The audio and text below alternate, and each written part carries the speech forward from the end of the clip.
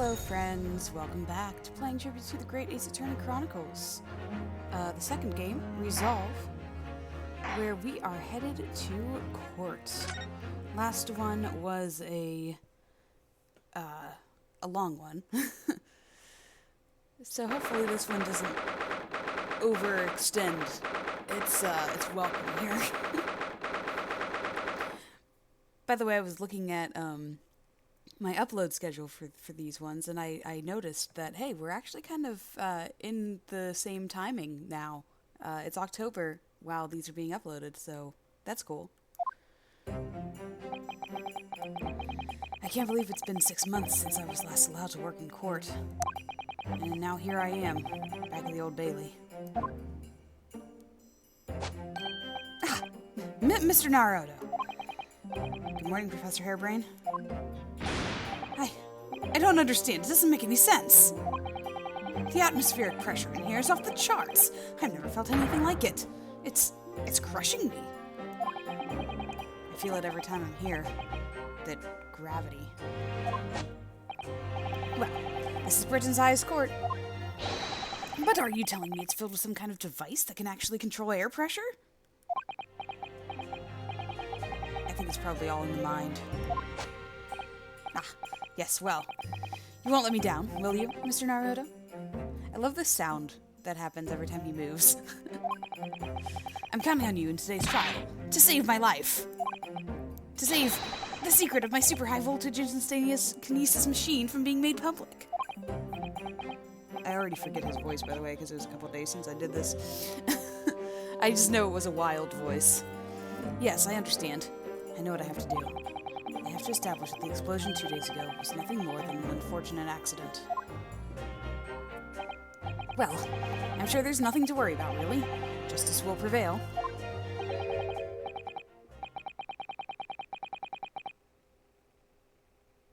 Is it Sholmes? Who's talking right now?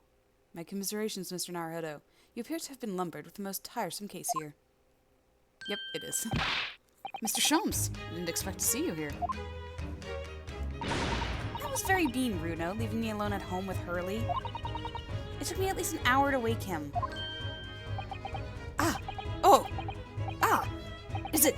Are you? Herlock Sholmes? Indeed, sir.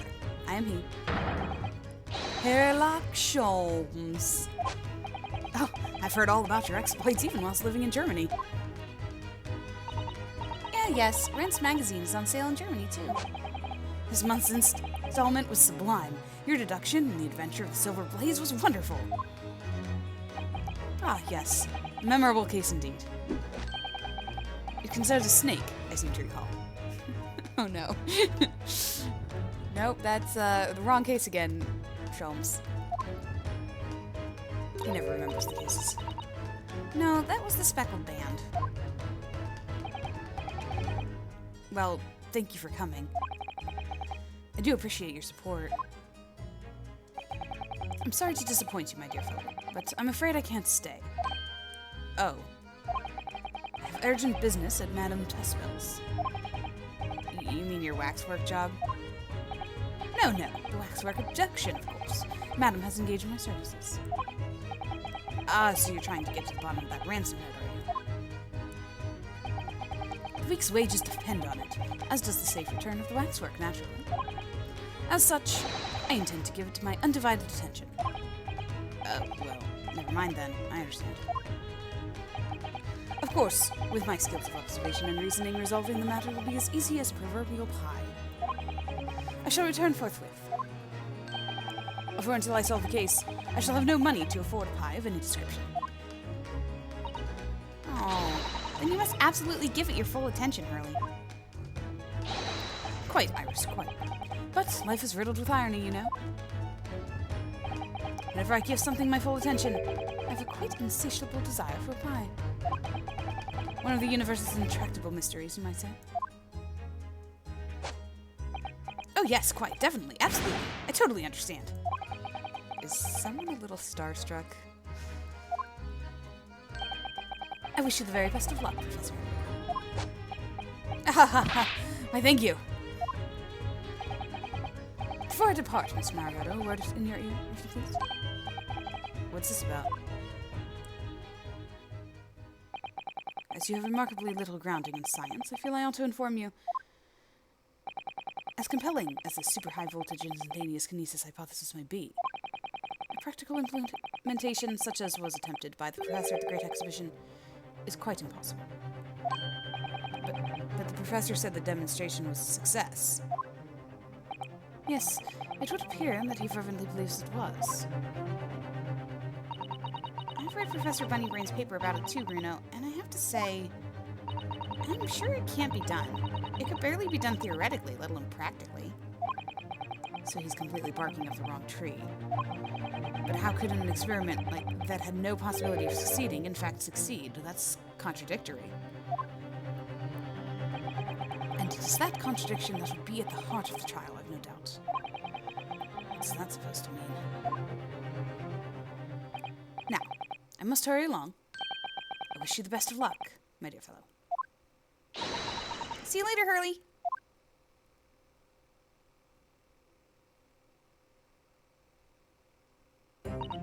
Well, looks like you're on your own today, Runo. But chin up, you can do it. What about you, Iris? No, I'm afraid I can't help. I have something I need to do. I see. It's going to be a big surprise for you when you find out what it is. That sounds ominous. Counsel for the defense and the defendant. Court is about to be in session. Make your way to the courtroom at once. We're on our way. Ooh, is this the first time he's been on his own? An experiment that the laws of science say can't possibly succeed, and a scientist who's convinced that it did. That's the riddle you have to unlock here, Ryusuke. That's the key to this case.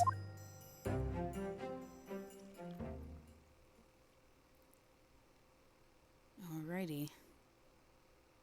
I don't have Susato, Sholmes, or even Iris at my side right now. First time all by myself in court.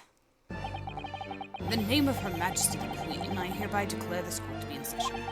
We are sitting today for the public trial of Professor Harebrayne. I now call upon the counsels for the prosecution and defense to declare their willingness to proceed. The prosecution is ready. The defense is ready, my lord. I'm 6 months out of practice. And what's more, I'm without Susato-san today.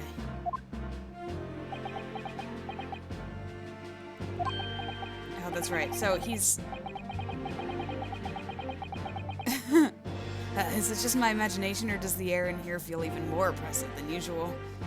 So he's not only without his companion or any sort of legal assistance, but he's also 6 months out of practice. A little rusty.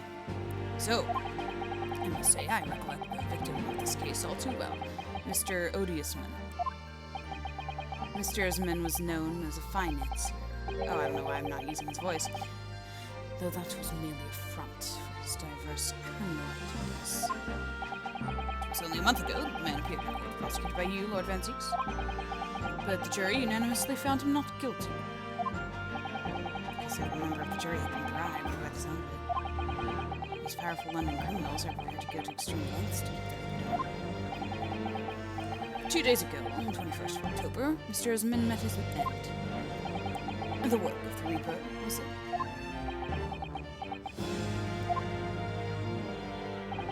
If that sounds rich, describe divine retribution. But the fact remains that Mr. Osman's death was a direct result of the actions of the accused, Professor Harebrayne. Very well, then. Now, ladies and gentlemen of the jury, you have been selected at random to represent the will of the people. Let's see who it is. All the 6 of you ready to fulfill your societal duty. Ooh, he's new. I'm most gratified to have been selected to carry out this important civic duty. So is she. To have a man's fate in the palm of one's hand, oh gosh, oh golly, it sends shivers down my spine. He's also new. Science experiments, magic, conjuring tricks, courtroom trials, all are nothing more than performances. Who are all these people? Any spurious scholar that defiles the reputation of science deserves to hang. We have to listen to what's said on both sides of the fence, and, then settle on one. That's it, isn't it? Isn't that the guy that was in the Waxwork Museum?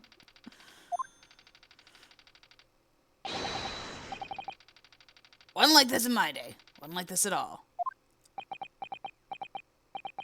That's the police killer Emerald look-alike again. And he's as exhausted as ever, it seems. Now, as I'm sure you're all aware, the incident we're here to judge today tragically took place at the Great Exhibition shortly after its opening. Though the death toll could have been far worse, with the exception of the victim, no one was killed. Nevertheless, the dream of the science being exhibited rapidly turned into a nightmare for the spectators. A tragic turn of events, and as such, the eyes of all London, no, of the whole world, will be on this trial. It's our duty to reach a swift and just conclusion.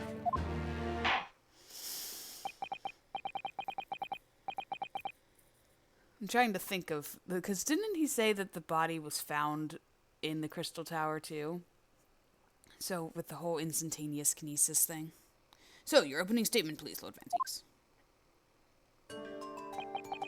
At the heart of this incident is technology never before demonstrated anywhere in the world. One of science's latest developments, I take it. The government is keen to capitalize on the Great Exhibition to improve Britain technological advantage. The technology being demonstrated by the accused was described as super high voltage instantaneous kinesis. Good lord. It's designed to disassemble human subjects using extremely high voltage electricity and beam them instantly to another location where they are subsequently reassembled. Is such a thing even within the realms of possibility? No, clearly not. Well, I don't believe it, that's for sure. Disassembling people with electricity? My goodness, how shocking. Ah, I see what you're doing. Ah, the whole idea is absurd. The hypothesis would never stand up to scrutiny. Sir, I believe you are a fellow of the Royal Society, are you not? An expert in your field? I am, and my word on the matter can be considered final. Instantaneous kinesis is poppycock. So, this expert and Mr. Sholmes are in agreement. It's impossible. What is the prosecution's view on the matter? The prosecution would assert that the accused's instantaneous kinesis demonstration was a success. What? What rot? Wait, you of all people? Van Zieks? Order! Order! Right, because the body was found in the Crystal Tower. I don't know. I'm already lost here. I would think that Van Zieks of all people would be like, yeah, no, you're an idiot. But then again, it is his friend. Or whatever. The professor's hypothesis is currently under investigation by the British government. If it is deemed to have merit, a substantial research grant would be made available. The accused made use of the invention built on his new hypothesis to take Mr. Esmond's life, in order to be the sole benefactor of the grant. Oh. But this disastrous demonstration was no accident. It was carefully designed from the outset to end the life of the victim. Okay, that's where he's going with this. Alright. Thank you, Lord Van Zieks. The prosecution's stance is clear. But you will now bring forth witnesses to substantiate your claims. Gladly. Alright. The cape comes off. Bailiff, show the first witnesses to stand. First witnesses? Oh, of course. The ones that aren't actually witnesses. Well, I guess the professor is, because he's not the culprit. And then again, it's not like, if it was an accident, that's what we're trying to prove, right? So, There is no culprit? Witnesses, state your names and occupations for the court. Yes, sir. Tobias Gregson, Detective Inspector at Scotland Yard's Homicide Division. I was on duty at the demonstration on the day in question and in charge of the following investigation.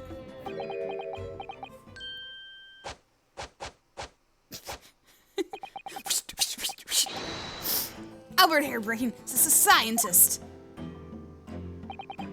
You were born in England, but have been carrying out research in Germany in recent years, correct? Yes, that's right. After graduating from university here in Britain, I went to work in Germany and made an amazing discovery, which is what brought me back. I had to demonstrate my incredible hypothesis at the Great Exhibition. Actually, demonstrated was incredible, all right? An incredible explosion. But the science! The science was a success! The instantaneous kinesis worked! Everyone saw it. They must have done. Yes, there was a terrible accident, but the demonstration of my hypothesis was a success. Well, that much is undeniable, as shown in this photograph taken by a forensic investigation team. Oh. I've got a picture of the body. So is this him in that box that was there at the beginning? This was taken inside the Crystal Tower, I take it. The centerpiece of the exhibition, no less. There's the glass from the central tower, too. Oh, it's thick. That is thick glass. I see there is definitely a wound there on him. Nothing else is jumping out at me.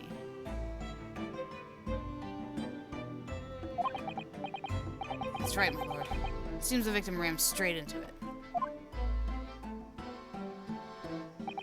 I see.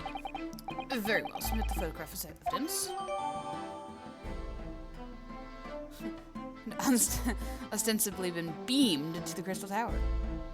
Apparent stab wound to the chest. This court heard the victim of the incident was Mr. Odious-Man. There have been a number of allegations made against the man, but putting them aside for the time being. He was the man who financed the research for this experiment and the demonstration itself. I see. To summarize the situation, the defendant is accused of taking the life of the man who funded his work. Would that be correct? Exactly. But couldn't it be that the explosion was caused by some malfunction in the apparatus used for the demonstration? That's right! That must be it! My splendid machine! My poor, splendid machine! You saw it yesterday, didn't you? We can't even examine the wreckage thanks to the Special Dispensation for Scientific Equipment Act. What? The wreckage? The wreckage? But that being the case, how can the facts be established? How can it possibly be determined whether this was an accident or deliberate, a malicious act? Extremely simple, my lord. I beg your pardon? Isn't that right, witness? Sorry, me? No, your neighbor. Yes, sir. It was murder, plain and simple. Anyone can state that with complete certainty. What? How can you possibly think that? Complete certainty? Thank you, Inspector. I think we'd better proceed to formal testimony. You will explain to the court on what grounds you claim this experiment to have been a front for murder.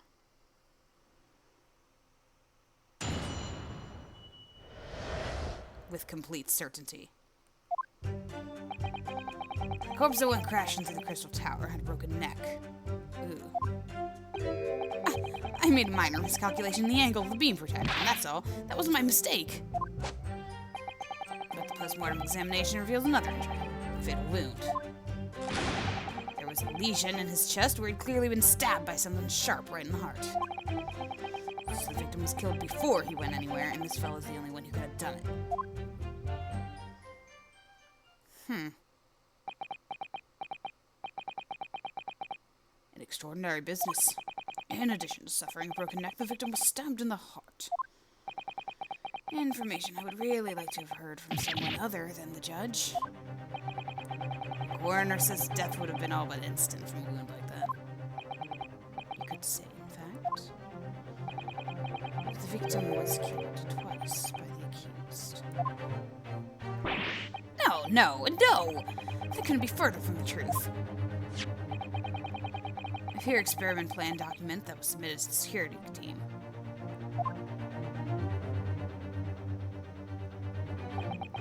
Victim stood himself inside something called a bird cage, ready to be beamed instantly. To the second level of the Crystal Tower, about 25 yards away. The experiments did not go according to plan, however.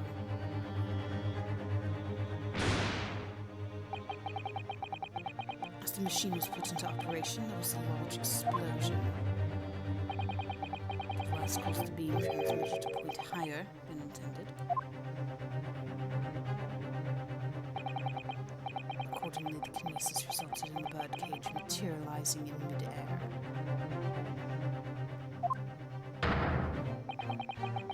The word subsequently fell, crashing through the glass of the Crystal Tower's large round window. My word! One assumes the victim's neck was broken upon impact with the tower, then.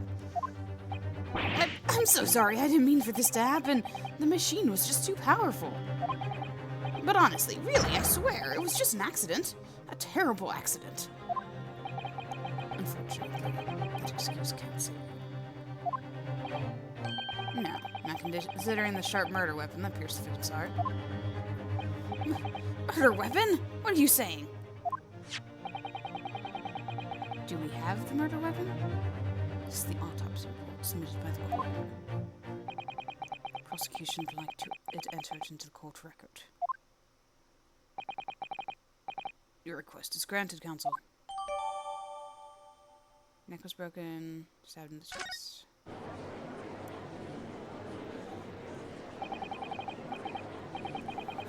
Naruto was already slouched. I was there in person, you know. I saw a whole ludicrous performance. And the only other person on the stage with harassment was that disgraceful excuse for a scientist.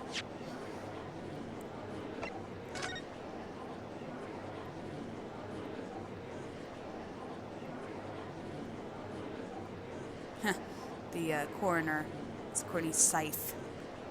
At least that's what I would think that you pronounce it as.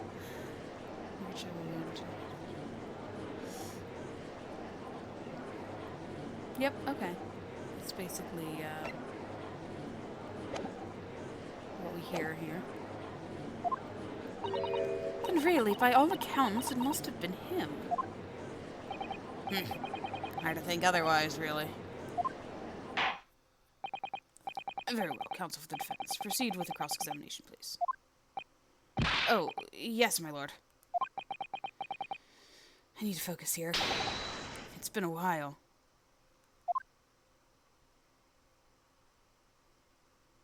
Indeed it has. The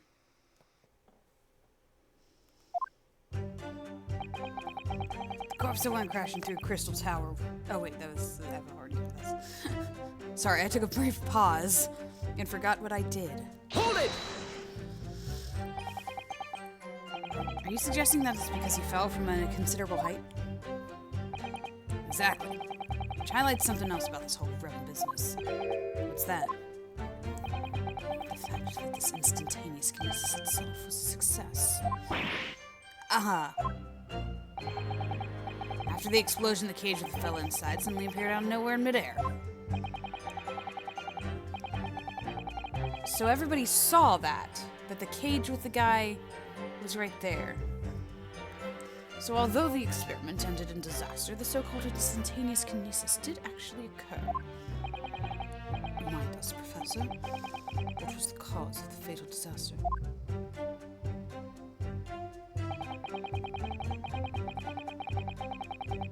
Hold it! So the angle of projection is critical, is it? And you calculated it yourself, personally?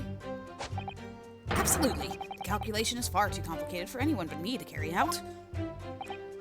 Only you got it wrong, didn't you? Yes, that's right. That's the point. The calculation is so complicated, even I can make a mistake. Do people fall for that brazen confidence? I should try it. I took into account the subject's height and weight, so the wind direction, the ambient temperature. I considered every possible variable, so I just don't understand how this could have happened. Obviously, then, you had to include the weight of the clothes Mr. Esmond was wearing at the time, I suppose. Ah! Crackling comets! The answer should have been 3! So much for safety first. The 3 must be for safety third.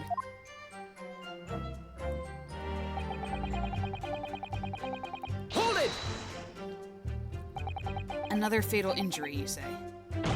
That doesn't make any sense. I didn't think I'd have to spell this out, but here we go. Just because there were 2 fatal wounds doesn't mean I'm saying the victim had 2 lives to lose, does it? 2, right.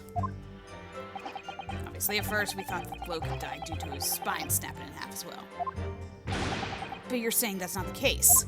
You can get your answer once I finish my fish and chips, if you don't keep butting in every few seconds. But we all know that's a bottomless bag. The victim plummeted 30 feet into a glass tower. It would be reasonable to assume it is the cause of death. Right, as we all thought. It was a red herring, wasn't it?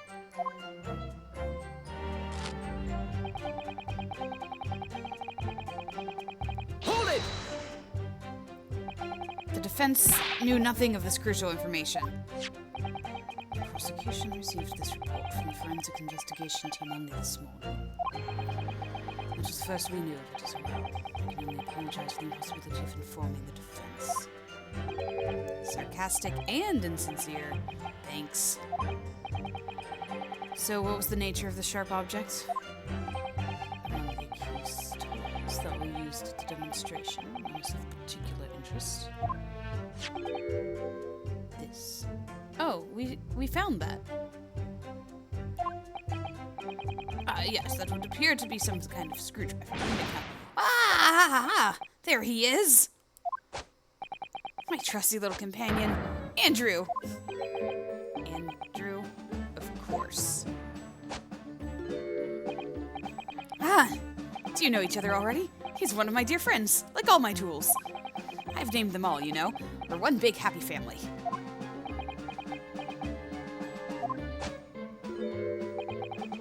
Andrew is my flathead screwdriver, of course. His brother Michael is crosshead. Well, it would appear that your beloved Andrew has a red stain on his shank. Was that there whenever we found it? That isn't... It's blood. Beyond all reasonable doubt. Was I too preoccupied with the A shape of the base that I didn't see the blood on the tip? Or do I just don't remember the blood on the tip? No! And that's not all. He's still like, what are you doing over there, man? Long, sharp side of this Andrew fellow is completely consistent with the victim's wound. What? What? Order, order. The court will enter this friend of the defendant as evidence.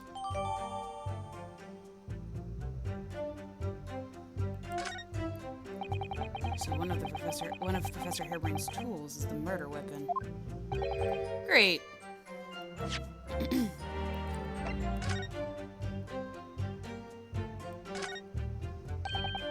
This is blood. Mr. Esmond's, no doubt. This is the problem with looking at murder weapons.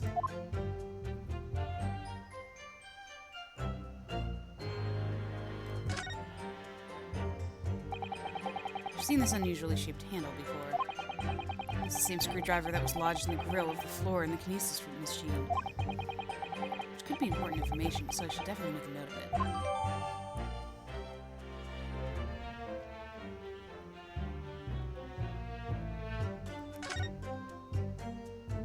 Okay.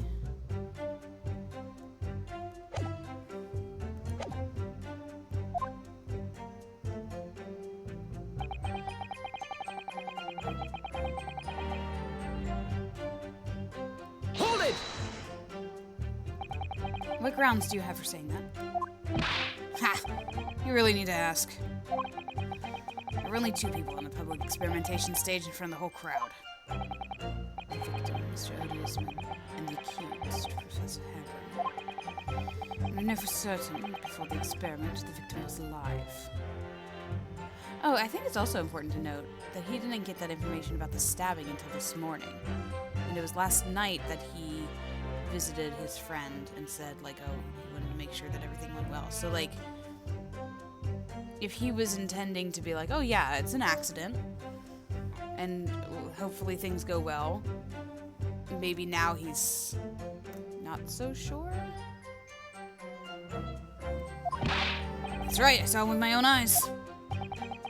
Furthermore, following the explosion and kinesis, nobody went anywhere near the body. In other words, only someone else on stage with the victim could possibly have done it.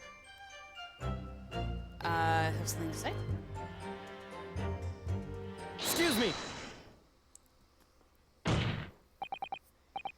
Professor Harebrayne, do you have some information that may be relevant here? Professor?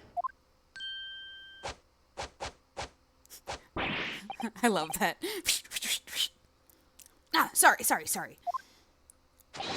I was just calculating the optimum coefficient of electrolysis to separate molecules in the human body. And the witness stand is the best place for that? It seems as though you might have something to say about Inspector Gregson's last remark. Ah ha ha ha ha ha! Yes, that's right. Of course. He just said that nobody else could have done it, didn't he? Yeah, that's right. Who else could have stabbed the victim, eh?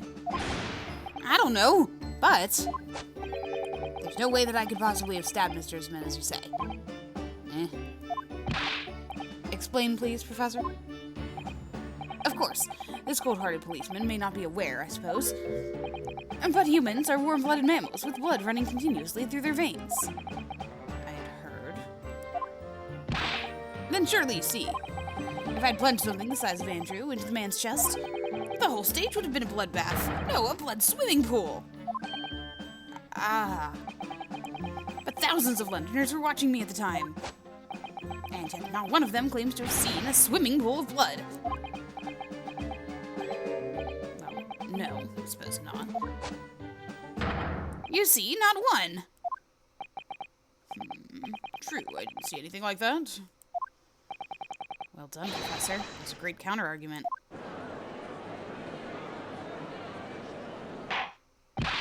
Order. Oh. So begins. Pray forgive the discourtesy if I savour a drop from my hallowed chalice to accompany my old friend's adducing. Here's to you, Albert. Oh, you're too kind, Barak. I'm really not a patch on you. No, you're not. No? You've neglected to mention one crucial possibility. I have? A particular situation in which very little bleeding would result from a stabbing. Ah, of course. Inspector, light in the court, please. Yes, sir? Where are they going with this? Very well, you will amend your formal testimony now, Inspector Gregson. The weapon the victim was stabbed with must have been left in his body whilst he was beamed through the air. Ah, here we go. But it wasn't, though, because I saw where it ended up. Objection! You say that while the weapon remains in the body, there's very little bleeding. Is that unequivocal? Look, there's no blood in the experimentation stage, even though that's where the fellow was stabbed. The only explanation for that is if the screwdriver was still in his body, stopping any heavy bleeding. It's common medical knowledge, my learned friend, even on your side of the world. Yes, but about the screwdriver. The thing is, we actually saw it at the scene ourselves, on the experimentation stage. What? It was on the floor by the wreckage of the machine, poking through a metal grill. I went to pick it up, but the detective here stopped me. Isn't that right, Inspector Gregson? Well, now you can mention it, yes. Inspector. We don't understand that you permitted the defense counsel to investigate. That you contravened in the Special Dispensation for Scientific Equipment Act. No, not at all. I wouldn't do that. I just turned him southern for a second there. It's just, look, nothing more. It was very clear he wasn't to touch a thing. Yes, that's true. The screwdriver was in plain sight on the stage. But it shouldn't have been, should it? What are you getting at? If this tool had still been in the victim's body when the victim was beamed away by the machine, then it shouldn't have still been on the stage. Ah. That's right, it should have been beamed across the Crystal Tower along with Mr. Harebrayne. And been found still lodged in the victim's chest. Ah! Order. How do you explain this, Inspector? I don't. Looks as though everything that the victim had on his person moved with him when he was beamed. If the screwdriver was still in his chest when the instantaneous kinesis occurred, obviously that should have been beamed to the destination as well. This is a strange situation. Even though people are saying that this instantaneous kinesis is a scientific impossibility, we're still basing arguments on the assumption that it did actually take place. Alright, time to tighten the screws here. My lord, if the prosecution is unable to explain this inconsistency in its argument, we can only conclude that the testimony given in support cannot be relied upon. He's tolerating me. This is his toleration stance. Lord Van Zieks is stumped. Hold it! Oh no, don't do it, man. Don't argue against yourself. Please just be quiet. Do you have something to say, witness? Yes, I knew it. It bears out. The equations hold. Mr. Naruhodo, don't worry. About what? Without delving into the details, there's no inconsistency. Dude, shut up. What? Even if Andrew had been lodged in Mr. Harebrayne's chest, my trusty tool wouldn't have moved. Andrew remaining on the stage is consistent with my calculations. What? You're not helping things. It would seem your illusions have been shattered. Clearly we should hear the accused's explanation. Or should I say, this brilliant scientist's explanation? Just when I'd found an inconsistency in the prosecution's argument. Scientists. The defendant himself ruins it. Very well, the defendant will testify again. Provide us with a scientific explanation as to why the inconsistency asserted by the defense fails to hold. In the name of Apollo, I will, my lord.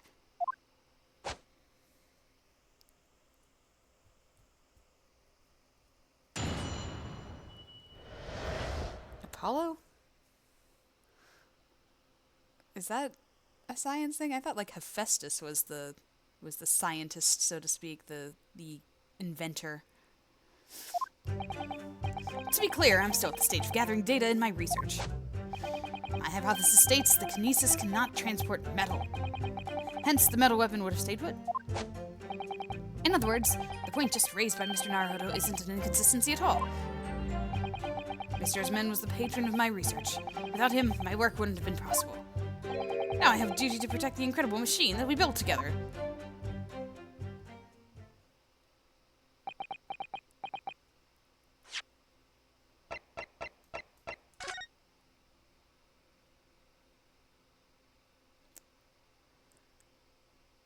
Are his glasses metal, though? That button? That button's gotta be metal, right?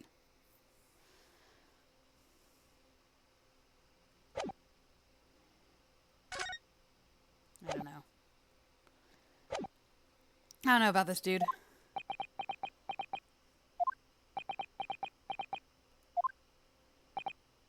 So, the thrust of your testimony, Professor, is Based upon his hypothesis, metal objects cannot be moved by this method of instantaneous kinesis. In other words, since the screwdriver is made of metal, even if it remained lodged in the victim's chest, its subsequent discovery on the stage despite the victim being found elsewhere is not an inconsistency.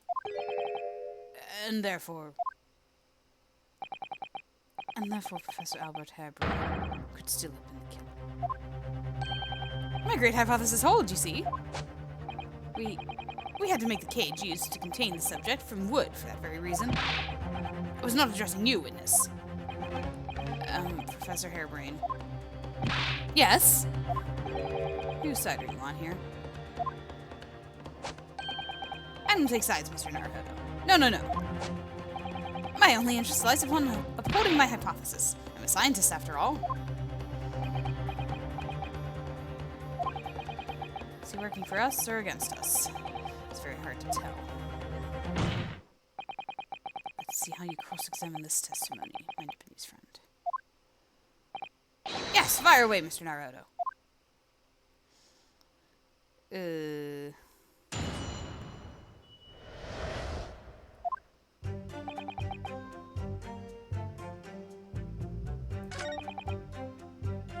Hold it! Your hypothesis states it, so it isn't proven then?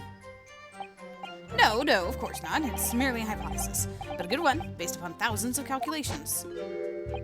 But it is widely known that metals can't be decomposed by electrolysis. Yes, of course, so I am right. My hypothesis is clearly correct. What is it about incriminating himself that makes this man so happy? It's the whole reason that the birdcage is made of wood, you see. Sorry, the birdcage. Yes, that's what I call the obtusa cage in which Mr. Isman was placed for the kinesis.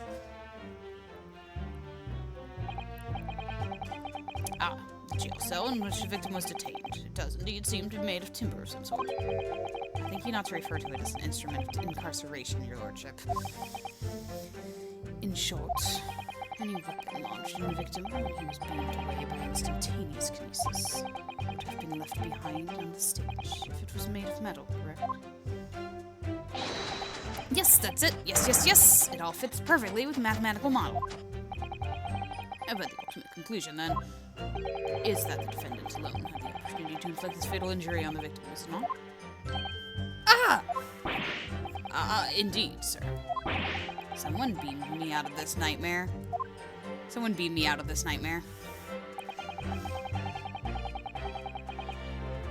Hold it! You seem to be pleased by that. Yes, another example of my hypothesis holding true. But I sense some sarcasm, Mr. Naruhodo. Are you not pleased? No. I knew it. At the end of the day, I'm the one responsible for Mr. Esmond losing his life. The advancements of science is no excuse, I know that. No, you're quite right.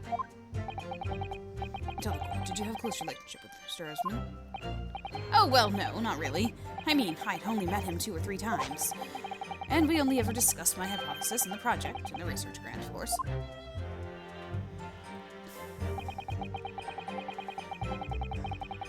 Hold it! How did you come to know Mr. Isman in the first place? A year ago now, a small provincial science journal published a little paper about my work. That's a scientific journal? Good gracious, I should need new spectacles. I might have had an extraordinary hypothesis and great promise, but at the time I had no money. I had to eat tiny little meals in a tiny little cafe and drink watered-down water out of a tiny little glass. Watered-down water.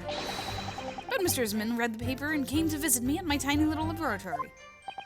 I offered you money to help fund your work. Exactly! That's exactly what happened. I handled the theoretical side of things, and Mr. Isman provided me with an engineer for the practical. And the 3 of us produced that fantastic machine together. I would like to meet that engineer. The machine that you brought to the Great Exhibition to demonstrate. We had to apply to the government for some sort of inspection to be allowed in the exhibit, I think. I didn't understand all that side of things. Mr. Isman took care of all of it. He was a wonderful man. Really, I owe him everything. Too bad he was also a criminal. Hold it! When you say that you built the machine together, does that mean that you were involved in its construction? Yes! Well, not exactly. I'm not good with the practical side of machines myself, so the physical construction was done by an engineer. Little remains of your creation now, though, following the explosion. Repair will no doubt be impossible. Yes, I realize that, but still. If someone were to gather all the broken parts, they could discover the secret of my hypothesis. But Mr. Isman and I toiled over that machine for so long, we put our hearts and souls into it. I have to protect our work. So what's left of the machine must be kept safe. It's only fair, because what happened was an accident. That's the extent of the testimony, then. Thank goodness for that. I don't want him doing any more damage. It's already basically proven that he could have been the culprit. But it seems as though all he really cares about is defending his hypothesis. Still, I wonder, what if his hypothesis is just fundamentally flawed? Alright, let's ask about the data. Hold it! And yet your retort to my argument wasn't lacking in confidence in any way. No scientist can find the truth without first finding self-belief. Those were the words of a certain scientist I hold in very high esteem. But you realize that disproving my argument puts you in a very precarious position, don't you? No scientist should strive to protect himself more than he strives to protect the truth. More words from the greatest scientist, you know. Words that are causing me a lot of trouble. Who is this scientist, anyway? I'm afraid I couldn't tell you, Mr. Naruto. But as soon as I remember the magnificent genius's name, you'll be the first to know. It might be worth keeping the names of your idols to mind. Every single breath, my friend. The Scotterbrain even forgets my name at times. So Lord Fanzix really did have a friend once. But I didn't notice. I didn't notice, you know where, freezing over. He's fine. He's okay. He's an okay guy. Okay. Honestly,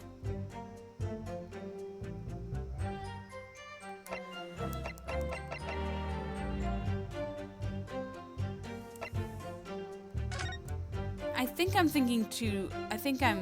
trying too hard here, but I think like his button and his glasses are metal.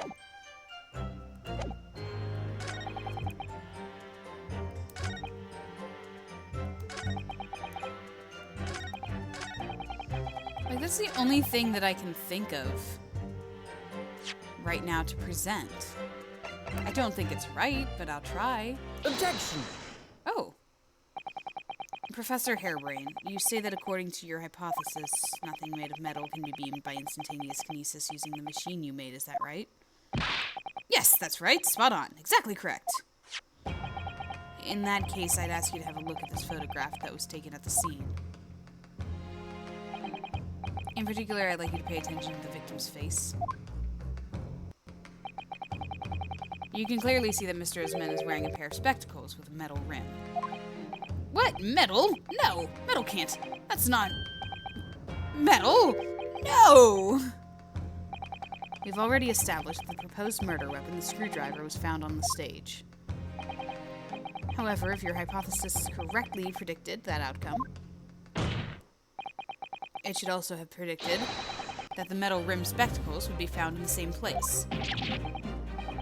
My hypothesis! My hypothesis!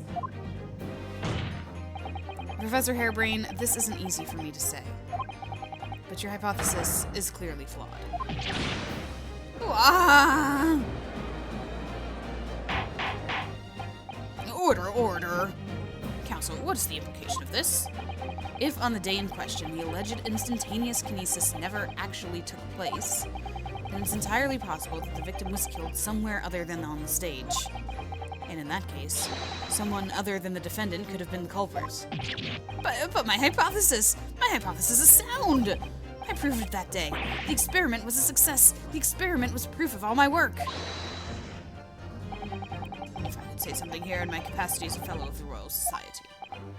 Yes, Your Honor, go ahead. As a man of science, there's one thing I simply cannot abide. And that's fraud who pretends to be a fellow man of science. What? Wait! Great Scott! Are you suggesting my science is suspect? It's just been disproved, hasn't it, in front of all of us? In other words, the whole demonstration was complete nonsense from the start to finish. Believe me, my fellow jurors, when I tell you that this man is a heel, a bounder, and a fraud. Ugh, sorry, dude. I say the wreckage of that machine should be stripped down and thoroughly examined. Never! That machine's the essence of my entire hypothesis. Why do you have a newspaper in your hand? Were you reading it while in court? It's protected by the Special Dispensation for Scientific Equipment Act. What the devil is that blasted act all about, eh? You made up such a daft rule. I don't like the way this seems to be going. What's the best way for me to help the professor? Objection! Always raise an objection. And Professor Harebrayne has yet to perfect his invention. That would seem to be the case, yes. But even so, going to such trouble and expense to create a fake machine to display in public, he would have absolutely no reason to do such a thing. Objection! He had an obvious reason to do exactly that. For the research grant money. Ah! If the government was foolish enough to have deemed the man's ridiculous notion plausible, he and his compatriots, or conspirators, would have received a handsome sum indeed. Conspirators? What would be the value of such a grant? £10? You're an order of magnitude out. £500 a year. Oh, I could live handsome on that much for years. The society noticed an increase in bogus public demonstrations in the field of science recently, and plenty of scientists argue with each other to get to the largest slice of the funding cake. People's greed is plenty motive enough for murder, I assure you. No, I haven't deceived anyone, least of all the government. My hypothesis is sound, my science is sound. Please, you must believe me. Objection! No matter how unbelievable this hypothesis may seem to you, ladies and gentlemen, the fact remains that the victim was transported instantly to the Crystal Tower. Which means that the experiment was a success. Ah! Baroque! And therefore, the only person who could possibly have committed this murder is the accused. Ah, Baroque. Where is this heading? I have no idea. My lord, if I may. Yes, Lord Van Deeks. The prosecution would like to summon new witnesses to the stand. New witnesses? What would be the nature of their involvement? They were spectators of the demonstration, of the exhibition, who were occupying special seats. Eyewitnesses? Very well, the court grants the prosecution's request. I should very much like to hear from the eyewitnesses to the incident. The prosecution's stance is clear. This experiment was no postiche? I don't think I've ever seen that word before. The accused killed the financier victim there on the public stage, before the very eyes of the spectators. Now, my learned friend. Oh, yes? It's time for you to make your own stance clear. There's clearly a flaw in the professor's hypothesis. I can definitely see that. But where does that leave me? We shall take a short recess now, during which time the prosecution will prepare its new witnesses to take the stand. As you wish, my lord. Good. In that case, court is adjourned for 20 minutes.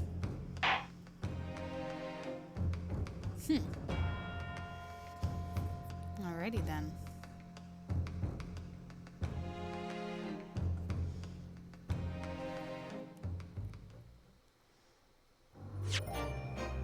was a short one. Especially compared to last time. Holy cow. They're they're making up for it. Yeah, okay. So there's a lot to answer here. It's not possible. Completely impossible, his experiment, his hypothesis. And yet the victim was found at the Crystal Tower. And then there's the whole stabbing thing. And who stabbed him? And who was on the stage, because the screwdriver was also on the stage, so we can't really deny that the murder weapon was on the stage. If the screwdriver was the murder weapon, but I mean, it has the blood on it. It's not like that's a mystery. Yeah, I don't know. What do you guys think? Well, I guess we'll find out and a little bit more. Answers at least some questions next time. So I'll talk to you guys then.